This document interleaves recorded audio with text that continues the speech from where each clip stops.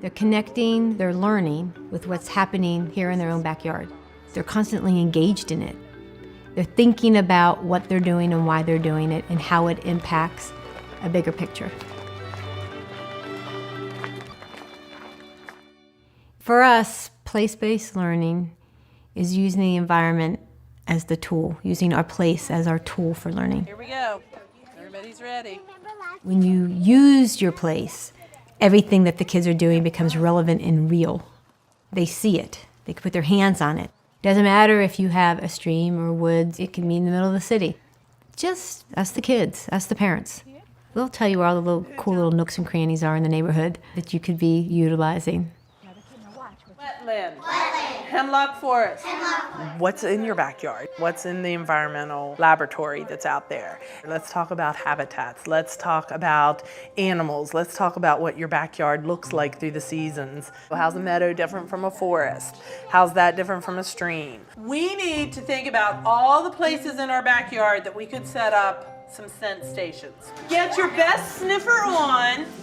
Line up in front of Mrs. McCulley. So the first one you're gonna smell is fox urine. Fox. Are you ready? Our scent stations were designed to attract animals. They have molasses, skunk, fox, and beaver. And they all have had lots of sniffs, and they decide what scent would be best where. A trail camera captures images each time it senses motion at the scent station. So if we put the camera here, where would we put the scent? Here. We get a popsicle stick and a cotton ball, and we put the scent on it. It looks like pee. Okay. Okay, now you need to stick it down in there. Open it up. We hang up the camera, Turn it on. Yay. hear All that the way one? up. And then wait. All right. What do you think? Is everybody happy with it? Yeah. And usually in a couple days to a week, we come back and we look at the pictures that we got. What do you think we're gonna see? Oh, cute. Another deer. Let's see what else we find. Can see. Hit the mouse pad.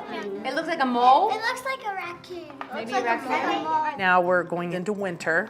What are some animals that we saw in the fall that we're not going to see, and where are they? Did they hibernate or migrate? I think it's like hey, Dad. That's the magic of learning, when they don't even realize all that they're learning and all that they're experiencing because they're just having fun. So if we're doing something science or social studies, we won't only get out a book and read about it, but we'll try doing experiments and going down the stream. And we do a lot of taking care of things, especially our trout. Let's see how the fish are doing. Well, we are studying how they grow up and what they eat. Doing trout in the classroom fit in perfectly with our place. We have the stream. Our kids love to fish. There's curriculum free on the Trout in the Classroom website. We talked to Trout Unlimited, and they said, absolutely, we'll help you out any way we can. And so we said, okay, we need a lot of help because we've never done this before. Where do we get these eggs, you know? They came here as eggs, but some of them were already hatched. We put them in the fish tank, and then 3 days later after that, we started feeding them fish food. We make sure that their water temperature is right and their water is healthy enough for them to live in. Looks like it's 7.4. Yeah, that's good. Every day they're collecting the data. So you've done the chemical study, now you can do the biological study. There are parts of the stream ecosystem that make that a good habitat for the fish. What are some of the things that we're going to find down there, hopefully, that we've had to mimic up here?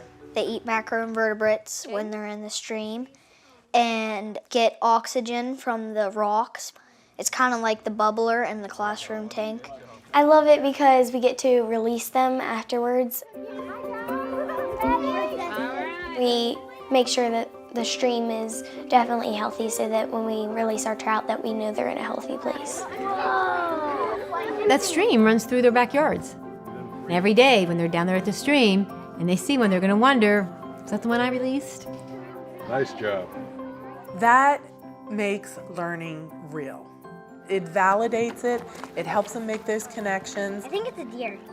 Because I think when you can help kids see the impact they can have in their own little corner of the world, then they can make changes in a much more global arena later on.